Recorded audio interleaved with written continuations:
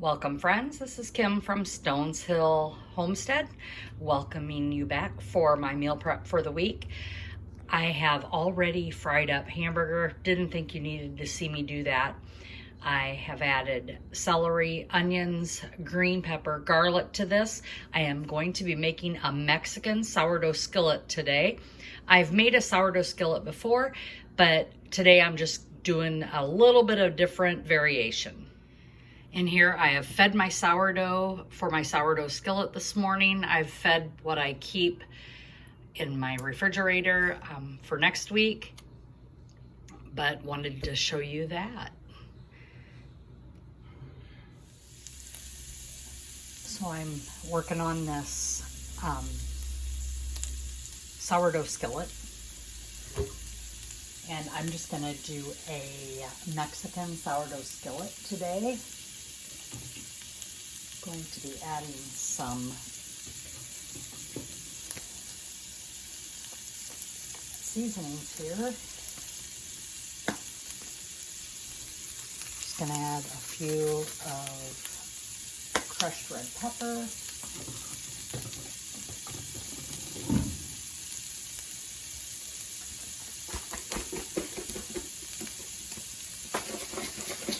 And some taco seasoning mix. And this is my homemade. However, I don't like this recipe that I have. It just doesn't have the flavor I like. Tried some others online and just haven't found one yet. This is clumped up a little bit. Breaking that up.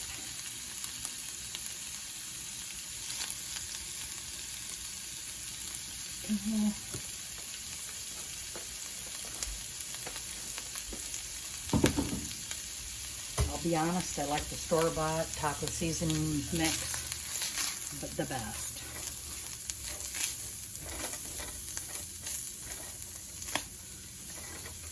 Yesterday, my daughter-in-law and I did strawberry jam jelly and lemonade, strawberry lemonade concentrate. She had never done it before, so she wanted to learn how to do those things, so we did that yesterday. And today I'm just doing some quick meal prep for the week. Get a different.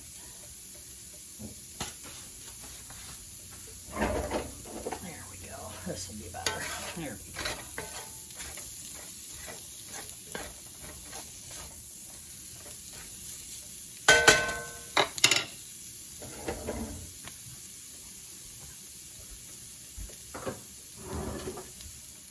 So I've added some Rotel tomatoes here and some black beans. Stir that up.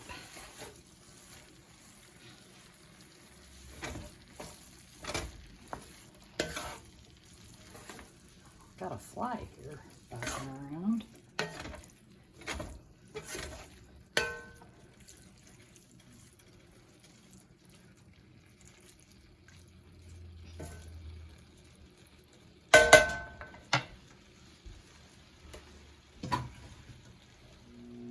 For the topping, I need 3 eggs along with my 1.5 half cup of sourdough discard.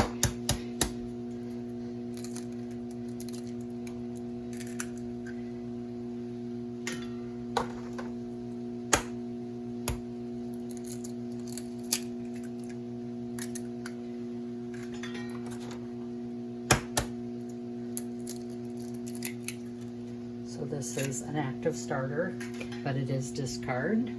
I never really discard anything. I just use it up. I always find recipes that need it.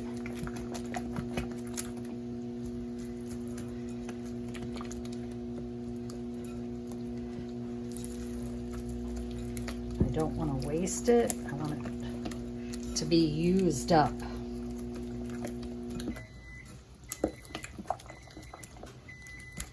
So 3 eggs to my 1.5 cups of sourdough starter. It calls for a teaspoon of salt.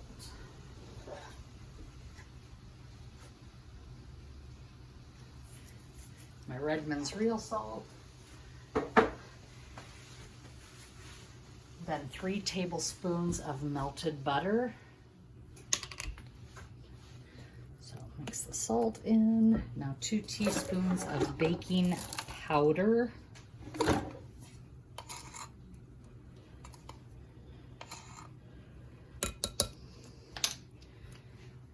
And of course I use Rumford aluminum free. Get that from Azure Standard.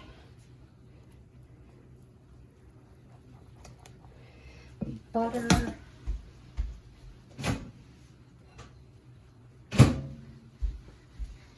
And it calls for melted butter, which I've already melted.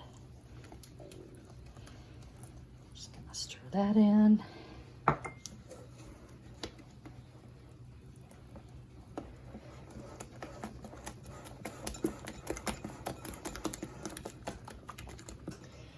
this well blended. This is a great use for a lot of sourdough discard. That's why I like this recipe. It makes enough for all week for me. I went ahead and added some corn to this, so it'll just be a little bit more filling. You're supposed to use 4 cups of veggies. So I've got green pepper in here, Rotel tomatoes, corn, black beans. I've seasoned it with Mexican seasoning. The other skillet that I made before was more of a, just an American style seasoning, and I try to change it up. This week I'm doing a Mexican seasoning. I've done pizza seasoning skillets where I've had different kinds of meat, whether hamburger, sausage, bacon, pepperoni, things like that in the bottom. And then the veggies, I would do pizza veggies like olives. But today we're just gonna do a Mexican skillet. Do that. So the oven is already preheating for me. And you need to bake this at 400 degrees. So I'm gonna up that temperature here. 400 degrees. Now that this is all done, I'm going to turn off that skillet. So this is ready so I can pour in my sourdough. Now, some people, when I do the pizza Italian skillet, sourdough skillet, I put Italian seasoning. But for this, since it's Mexican, I put in the taco seasoning in here. I could add many other seasonings. I'm just not sure what I want to add to the sourdough bread. So I don't think, or the sourdough topping. So today I don't think I'm going to add anything to it, since I've got the taco seasoning in the meat. And I'm just going to pour this over.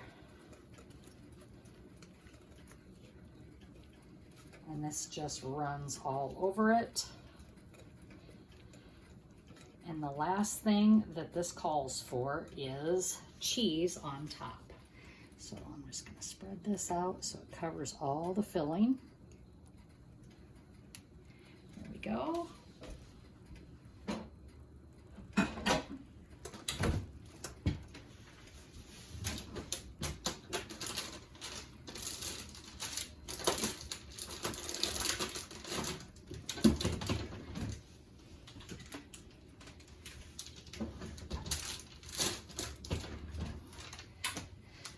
I'm going to put some just cheddar cheese over the top for baking. And you could use Mexican cheese. You could use whatever cheese you want. I'm just going to use some cheddar. And I'm just going to sprinkle that over here. Calls for 1.5 cups if you want to know measurements, but you know, I like cheese, so I'm just going to use what I have left here. And I can add more later. I'll show you when it's done. And there it is, friends. We have finished our Mexican sourdough skillet, and we're gonna go eat some dinner. Thanks again for watching, and have a great week. And as always, be blessed and laugh as much as you breathe. Welcome back, friends, to Stones Hill Homestead. This is Kim, and I am preparing my baked oatmeal for the week for me at work.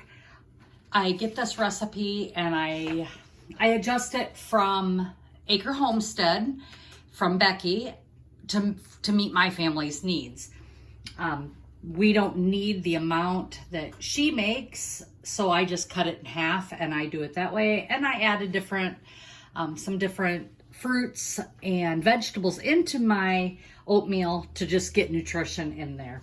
So the first thing I'm gonna start with here is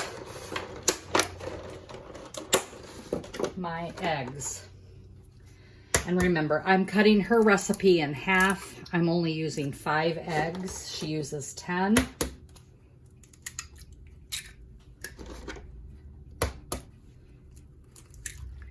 Maybe someday I will have fresh eggs. My kids are starting their homestead out and they are learning a new skill set. They have chickens and they have planted their first garden. So hopefully we'll be having some fresh eggs soon from them. So I'm just gonna mix these eggs real quick.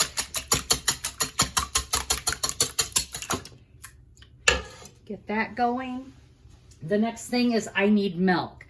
I don't eat or drink milk. I have it on hand, but I don't drink a lot of it. So I either use kefir milk in here. When I make kefir, I use kefir in here. I will use canned milk, coconut milk. But today I have what's on my shelf is half and half. And the reason I'm using that is, one, I need to use it up. It won't bother me once it's baked. So I do use up what I have. So today we're using half and half. It doesn't expire till July, but I don't want it sitting in my cabinet either, or in my fridge either. And with Jessica's pantry challenge for June, I'm using up what I have on my shelf. So I am going to add 1 cup of half and half.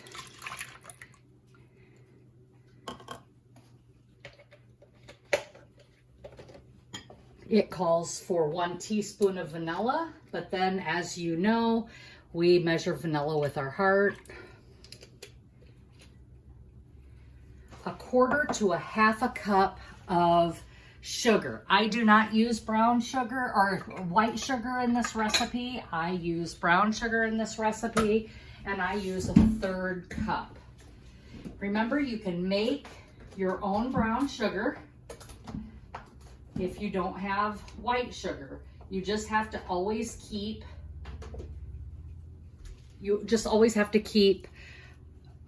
molasses on your shelf. And I'm using my hand here because I was scared there might be some chunks in there. There's not.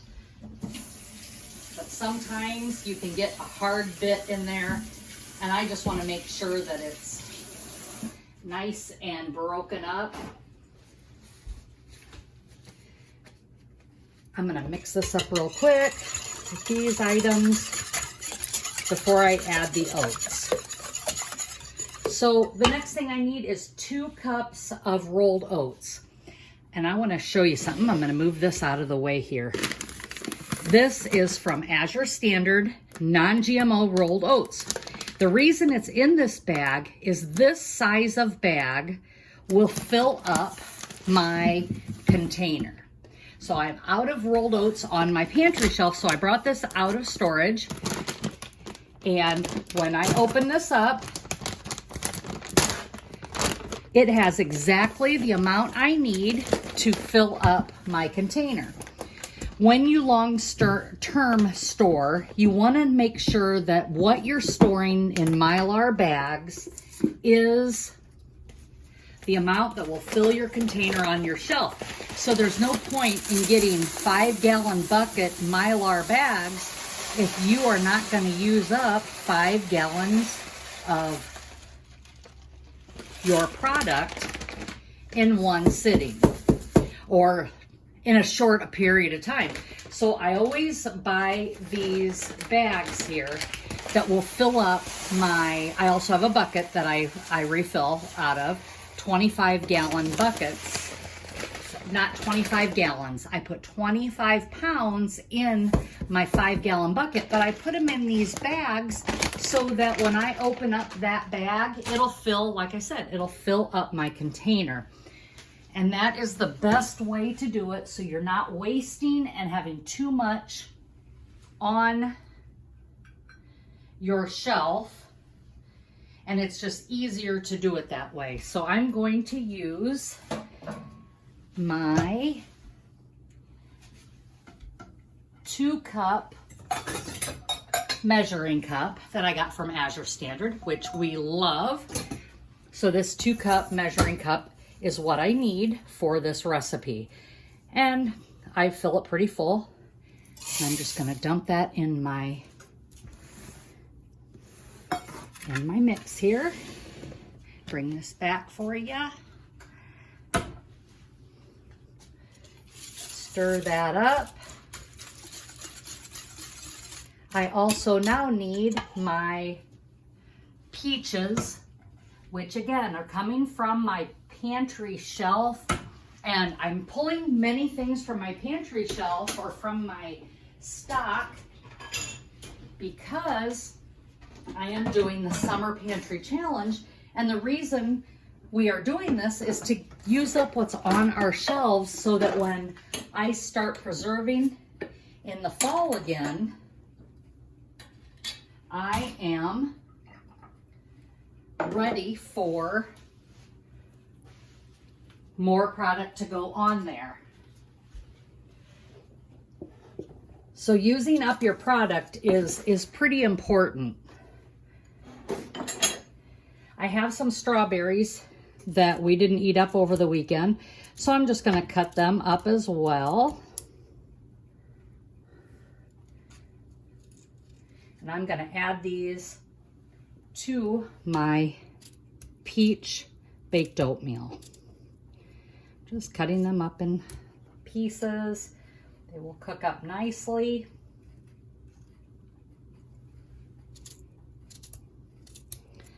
Just nice little bite-sized pieces. This recipe is probably one of my favorites that we make all the time. It is great for me to take to work. And that is mainly the reason why I use it, because this will make easily 4 breakfasts for me. And I don't have to think about it. It's a nice, healthy breakfast. I really don't ever eat breakfast, and I know that sounds weird, but I'm third shift. So working third shift, my eating habits and schedules are much different from you all. So here it is, 2:42 in the afternoon, and I am making breakfast. There are my canned peaches from last year. And this is going to be pretty heavy on fruit, but it bakes down wonderfully. So I've got my peaches and strawberries in there. I need to add yet a half a teaspoon of salt. And again, I'm using Redmond's real salt. I get it from Azure. You can also get it straight from the company, which I've also done. And you always want to make sure you add your salt to balance out those sweet flavors. And now I am ready to pour this in my baking pan and get that in the oven. So now I am going to pour this into my baking dish. Do that. Grab me a scraper to get all the goodness out of here. And I'm just going to make sure it's stirred around nicely in here. Another thing that I'm using up is some leftover strawberry jam, and I'm just gonna dot that on top here. That is something I learned from Becky at Acre Homestead as well. And I'm gonna grab me a plate because I don't like it how it's coming out of the jar. I can't get it in small bits here. And this gives it just a little bit more sweet. Since we only used a little bit of brown sugar in here, that is where the sweet is coming from. So I'm just gonna add this to the top. And then she also uses some butter on the top to bake. She puts butter on the top of it, which again, never did before. And I'm just gonna put little dabs of butter on here. And this is I believe this is Kerrygold butter that I'm using here. I get that at the grocery store. I have not yet bought the butter from Azure Standard that everybody raves about. So tell me in the comments what you think of that butter that you get from Azure Standard. I've never bought that yet. Everybody raves about it though, so I'm guessing it's really good. And let's face it, everything I've gotten from Azure Standard has been above any quality I can buy local so far, and so I'm happy to give it a try. So there you have it, folks. There is my peach strawberry baked oatmeal. I'm gonna bake this in the oven now at 350 degrees for 35 to 45 minutes. And you don't want to overcook it, and that's coming from Becky. She knows her business. So it's her recipe that I'm using, so I'm gonna follow that. I'll be back when it's done. And there you have it, folks. This is baked oatmeal, peach strawberry baked oatmeal. And just want to say thanks again for watching. Thanks again for subscribing and sharing. I appreciate each and every one of you. And as always, be blessed and laugh as much as you breathe. Have a great day.